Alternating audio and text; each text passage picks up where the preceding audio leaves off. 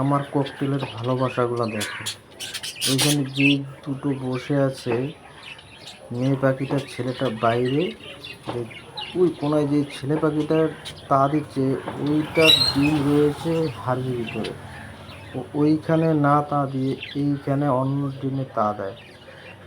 আর এই মেয়ে পাখিটা এই ছেলেটাকে একটা ডিম দিয়ে দেয় সব সময় দেখি। এখন দেখো ভালোবাসাটা এদের ভিতরে কতটা।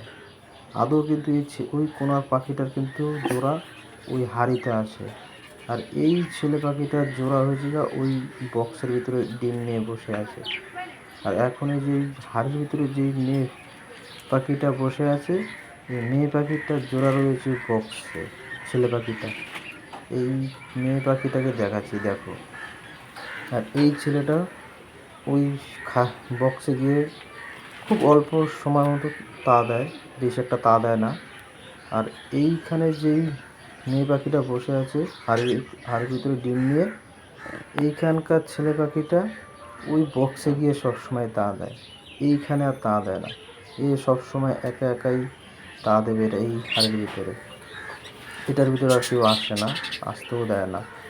ওইখানে ছেলে পাখি বক্সের যে ছেলে পাখিটা আছে এর সাথে জোড়া, এ এর সাথে তা দিতে দেয় না।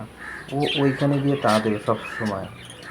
ও ওইখানে জয় করা ডিম আছে, 3টা পাখি একসাথে তা দেয়।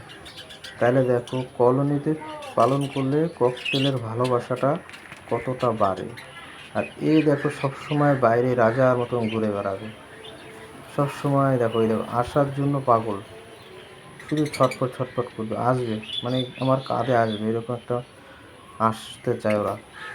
এই ভিতরে যারা দুজন আছে সব সময় এরকম অন্যের ডিমে আরেকজনে এসে তা দেবে। ওই কোনাটা লেগে হাড়ির ভিতরে যেটা জোড়া আছে ওটার ছেলেটা এখানে বসে তা দিচ্ছে। তাদের ভিতরে একটা ভালোবাসা দেখো কত সুন্দর। ককটেলের এই কারণে ককটেল সব থেকে বেশি ভালো লাগে, এদের ভিতরে একটা মিল আছে অন্যরকম। আর এ তো সবসময় বাইরে বসে ঘুরবে খালি।